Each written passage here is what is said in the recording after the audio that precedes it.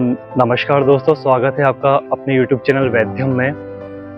आज मैं भूत शुद्धि क्रिया का ट्यूटोरियल्स आपके समक्ष पेश करने वाला हूँ।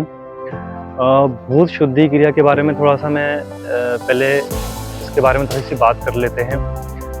भूत का अर्थ होता है यहाँ पे पंचभूत, महाभूत, जिसे समस्त ब्रह्मांड की उत्पत्ति हुई है, और जिसे हम कह सकते हैं पृथ्वी तत्व, जल तत्व, अग्नि तत्व, वायु तत्व और आकाश तत्व।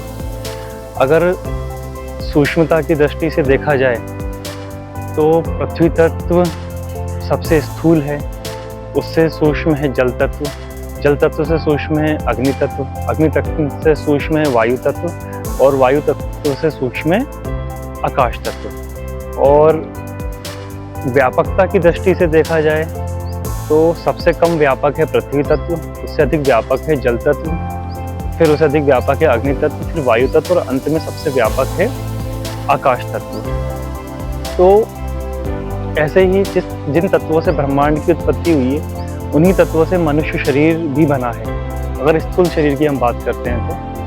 और भूत शुद्धि क्रिया से हम भौतिक शरीर एक माध्यम है, भौतिक शरीर के अंदर ही आप इसे बोलते हैं फिजिकल बॉडी, इसके अंदर एक और बॉडी होती है, इसे बोलते हैं सूक्ष्म शरीर। उस सूक्ष्म शरीर को शुद्ध करके उसके सूक्ष्म रूप से जो पंच महाभूत हैं उसको शुद्ध करके हम स्थूल पंच महाभूत को भी शुद्ध कर सकते हैं। मैं थोड़ा सा इसको और इजी करता हूँ। जैसे पृथ्वी तत्व, जल तत्व, अग्नि तत्व, वायु तत्व और आकाश तत्व में, ये स्थूल रूप में, इसी का सूक्ष्म रूप हो गया सूक्ष्म। इसकी अगर इनकी सूक्ष्मता की बात करें तो वही पृथ्वी तत्व, जल तत्व, अग्नि तत्व, वायु तत्व और आकाश तत्व। ऐसे स्थूल शरीर है, इसी का सूक्ष्म शरीर हो गया। तो अगर सूक्ष्म शरीर के हम तत्वों को संतुलित करेंगे, पंच महाभूतों को संतुलित करेंगे, तो अपने आप ही स्थूल शरीर के पंच महाभूत भी संतुलित हो जाएंगे। तो अब इसका फायदा क्या है? इसका फायदा है कि अगर सूक्ष्म शरीर आपका शुद्ध होता है तो स्थूल शरीर तो शुद्ध होगा ही होगा। साथ में आपका इंटेलेक्चुअल लेवल, बौद्धिक स्तर है, क्योंकि इसमें पूरी जो क्रिया होती है वो आपके मस्तिष्क में होती है। आपके मस्तिष्क में ब्लड सर्कुलेशन हाई होता है, ब्लड सर्कुलेशन बढ़ता है, ऑक्सीजन का लेवल बढ़ता है, मस्तिष्क क्रियाशील होता है। तो मस्तिष्क के ये उन क्षेत्रों को प्रभावित करता है जो अभी तक अक्रियाशील थे। तो ये जो वो मस्तिष्क के वो क्षेत्र अक्रियाशीलता से क्रियाशीलता की तरफ बढ़ते हैं। और इसमें एक और बात है कि 3 तरह के मन होते हैं। अगर हम फिलोसफी में चले जाएं तो चेतन मन, जिससे अभी हम लोग आप और मैं बातचीत कर रहे हैं, एक अवचेतन मन और तीसरा अचेतन मन। अभी चेतन मन में हम लोग कॉन्शियस माइंड से हम लोग बात कर रहे हैं। अवचेतन मन, सबकॉन्शियस माइंड, जब आप ये भूत शुद्धि क्रिया का अभ्यास करेंगे तो धीरे धीरे अवचेतन मन की परतों को आप भेद पाने में सक्षम होंगे। और जैसे अवचेतन मन की परतों को आप भेदेंगे तो आपका जो बौद्धिक ज्ञान है, जो ज्ञान का जो स्तर है, वो आपका इम्प्रूव होगा, मेमोरी आपकी इम्प्रूव होगी, और मन में आपकी शांति आएगी, सोचने समझने की क्षमता में वृद्धि होगी। तो जो विद्यार्थी हैं और जो जिनकी उम्र अधिक हो गई है, और जो अभी जिनको भूलने की बीमारी है, या फिर बोल सकते हैं जिनको भूलने की आदत है, बीमारी की आदत है, उनके लिए भूत शुद्धि क्रिया बहुत कारगर है। बाकी सारे एज ग्रुप के लिए कारगर है, सभी को ये भूत शुद्धि क्रिया करनी चाहिए डेली। अगर इसका आप सुबह जब सूर्य उदय होते हैं और जब रात में सोने से पहले अगर आप भूत शुद्धि क्रिया का अभ्यास करेंगे तो मुझे लगता है कि 3 माह तक अभ्यास करने के बाद आप अपने में बहुत ज़्यादा अंतर अनुभव करेंगे। अब ज़्यादा समय न लेते हुए मैं भूत शुद्धि क्रिया का ट्यूटोरियल यहाँ पे पेश करता हूँ। तो भूत शुद्धि क्रिया का जो पहला स्टेप है, उस स्टेप को बोला जाता है, उस स्टेप के बारे में बात करें, शब्द प्राणायाम। अब शब्द प्राणायाम क्या होता है इसके बारे में पहले चर्चा करेंगे, लेकिन उससे पहले चक्रों के बारे में चर्चा करते हैं। भूत शुद्धि क्रिया में पूरा ध्यान, क्योंकि ये क्रिया सूक्ष्म शरीर में होती है, इसलिए पूरा ध्यान आपके चक्रों पे लगाया जाता है। इसलिए चक्रों के बारे में एक बेसिक नॉलेज आप ग्रहण कर लीजिए, मैंने और भी अपने वीडियोस में बताया। तो चक्र एक बार मैं और ब्रीफ कर देता हूँ। चक्र मतलब जैसे सबसे पहले जैसे मानव शरीर है, मानव शरीर में चक्र कोई स्थूल रूप में अवस्थित नहीं है। ये जो चक्र हैं ये सूक्ष्म रूप में अवस्थित हैं।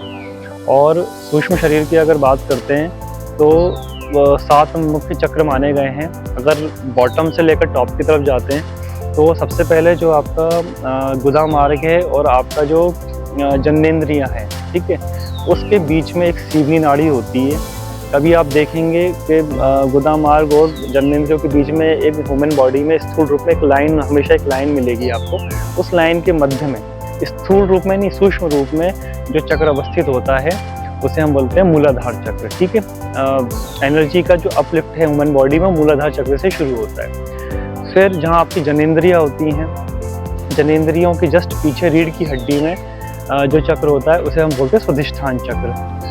फिर जो आपकी नाभि स्थल होता है, नाभि स्थल के पीछे रीढ़ की हड्डी में मणिपूरक चक्र। फिर आपका हृदय है, हृदय से पीछे रीढ़ की हड्डी में अनाहत चक्र। फिर आपका कंठ है, कंठ से पीछे रीढ़ की हड्डी में विशुद्धि चक्र।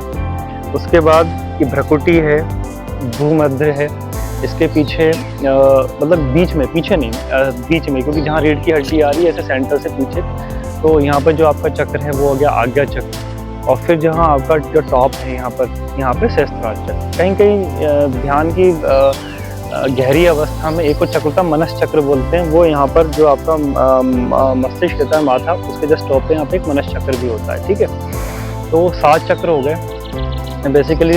ये 7 चक्र के बारे में जानकारी, क्योंकि भू शुद्धि क्रिया में हमारा पूरा ध्यान चक्रों के ऊपर रहेगा। ब्रीथिंग तो होगी और चक्रों के ऊपर रहेगा, इसलिए चक्रों के बारे में जानना बहुत जरूरी है। क्योंकि ये क्रिया हम सूक्ष्म रूप से करने वाले हैं, ना कि ये हम स्थूल रूप से करने वाले हैं। अब इसमें एक चीज़ का ध्यान रखना है कि ब्रीथिंग होगी इसमें, तो ब्रीथिंग में हमें ये भावना करनी है कि जो हमारी जो श्वास है वो हमारी स्पाइन, रीढ़ की हड्डी से आ रही है और जा रही है। अगर आप सांस ले रहे हैं तो हमें ये फील करना है कि सांस हमारी रीढ़ की हड्डी से होते हुए, स्पाइन से होते हुए बॉटम तक जा रही है। जिस चक्र का मैं नाम लूँगा इस अभ्यास में, उस चक्र तक जा रही है। और जब एक्सेल कर रहे हैं तो उस चक्र से होते हुए वापस हमारे मस्तिष्क तक जा रही है। इनहेल मस्तिष्क से उस चक्र तक, एक्सेल उस चक्र से वापस से मस्तिष्क तक। समझ में आया? तो इस तरह से हमें भावना कर दी। तो सपोज मैं आपको बोलूँगा कि अब आपको ध्यान मूलाधार चक्र पे लेके आना और श्वास लेनी है, तो आपको क्या करना है, सांस लेनी है, लेकिन आपको मन में ध्यान करना है, इसमें आंखें बंद रहेंगी सब क्रिया में, कि मस्तिष्क से लेकर आपको श्वास को पूरा बॉटम मूलाधार चक्र तक लेके आना है। और फिर मूलाधार चक्र से जो आपकी श्वास फील करना है कि अपने आप एक पॉइंट चलाना है, आपको एक पॉइंट बनाना है, पॉइंटर। वो पॉइंट के रूप में आपकी श्वास मूलाधार चक्र तक जा रही है, मूलाधार चक्र से वापस आपकी श्वास मस्तिष्क तक जा रही है, ठीक है। ऐसा हमको पूरा भावना के साथ करना है। ये इसका एक पार्ट हो गया। अब क्योंकि इससे क्या होगा, आपका जो ध्यान है वो पूरा ध्यान आपका श्वासों पे और चक्र पे चला जाएगा। भौतिक चीज़ों पे, आपका फिजिकल बॉडी पे आपका ध्यान नहीं रहेगा, स्थूल शरीर पे ध्यान नहीं रहेगा। अगर आपकी क्रिया सूक्ष्म हो जाएगी तो उसका प्रभाव भी सूक्ष्म शरीर पर होगा, और सूक्ष्म शरीर पर प्रभाव होगा तो उसका प्रभाव सीधा सीधा आपका स्थूल शरीर पर होगा, ठीक है। और चिकित्सा की दृष्टि से देखा जाए तो जो चिकित्सा होती है सूक्ष्म शरीर की करनी है हमको, ना कि हमें स्थूल बॉडी की चिकित्सा करनी है। हमारे पुराने वैदिक शास्त्रों में, यौगिक ग्रंथों में जो चिकित्सा की जाती है सूक्ष्म शरीर पे की जाती थी, और उसका प्रभाव अपने आप स्थूल शरीर पे पड़ता था। तो वो इसकी पद्धति अब समय के साथ वो लुप्त हो गई है। धीरे धीरे कई जगह उसका ज्ञान है, लेकिन हमें वो जो पद्धति है उसी को अपनाना है, उसी को एक्सेप्ट करना है, और हमें सूक्ष्मता से स्थूलता की तरफ जाना है, ठीक है। सूक्ष्म शरीर का अभ्यास करेंगे, अपने आप का स्थूल शरीर ठीक होगा और आपका जो ध्यान है वो भी सूक्ष्म होता जाएगा। अब ये मैंने आपको एक ब्रीफ इंट्रोडक्शन दे दिया भू शुद्धि क्रिया का, ठीक है। लगभग ये 25 से 30 मिनट की क्रिया होती है। इस पूरी क्रिया में ध्यान देने वाली बात है कि आपको रीढ़ की हड्डी है, उस रीढ़ की हड्डी को आपको सीधा रखना है। जब भी आपको कभी भी स्पाइन को बेंड करके नहीं बैठना, आराम से बैठना है, कंफर्टेबल।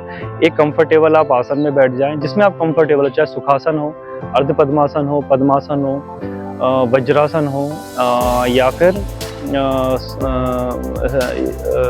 इसे बोल सकते हैं हम सिद्धासन हो, ठीक है। इन सभी आसन में हमको बैठना है और जिसमें आप कंफर्टेबल हो, और लेकिन आपकी रीढ़ की हड्डी को हमको सीधा रखना है, ठीक है। और भू शुद्धि क्रिया मतलब पंच महाभूतों को संतुलित ह्यूमन बॉडी में संतुलित करना, क्योंकि हमारे शरीर में पंच महाभूतों से ही बना है, ठीक है।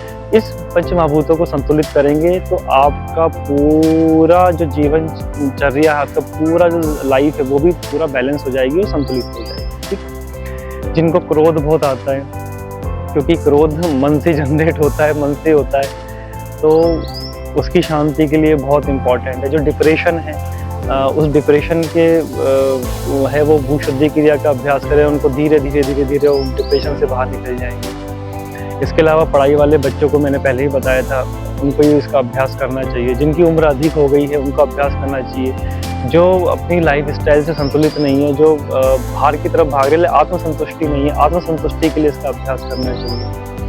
तो धीरे धीरे आप अभ्यास करेंगे तो आप अभ्यास के साथ साथ आपको इसके फ़ायदे मालूम होते चलेंगे, और तब एक्सपीरियंस करेंगे, जब अनुभव करेंगे इस चीज़ को, तब आपको इसका बेनिफिट और ज़्यादा समझ में आएगा। ठीक है, तो ये मैंने एक छोटा सा बुद्ध शुद्धि क्रिया के बारे में इंट्रोडक्शन दिया था ये, और अगले वाले एपिसोड में हम बुद्ध शुद्धि क्रिया का अभ्यास करेंगे, और आई होप आप इसको जीवन में ज़रूर अपनाएंगे। नमस्कार।